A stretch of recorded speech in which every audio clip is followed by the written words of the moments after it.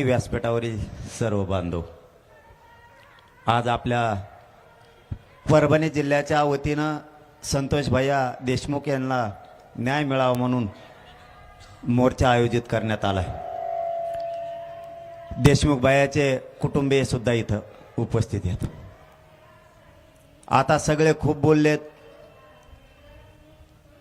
मी जास्त बोलत नाही, पण एक मात्र सांगतो, एक मात्र नक्की सांगणार आहे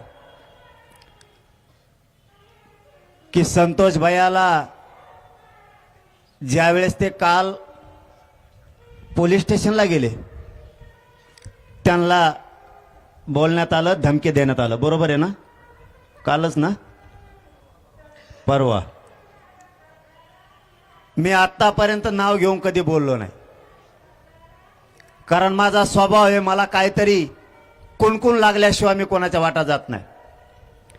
पण यापुढं आमचे संतोष भैया तर आता गेलेतच, पण यापुढं जर त्यांचे कुटुंबीय आणि धनंजय भाऊ देशमुख आणि त्यांच्या कुटुंबियाला जर धक्का लागला तर धनंजय मुंडेला रस्त्याने सुद्धा फिरून देणार नाही।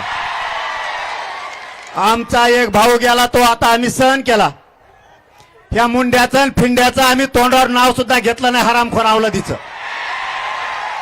पण जर देशमुख कुटुंबियांना जर यापुढे त्रास झाला तर एकाला सुद्धा रस्त्याने फिरू देणार नाही।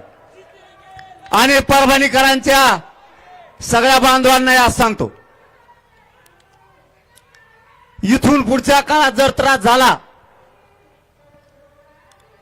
परळी असो कोणा बीड जिल्हा असो, इथल्या आपल्या समाजाला जर त्रास झाला तर परभणी आणि पलीकडून धाराशिव यांना घरात घुसघुस आणायचं।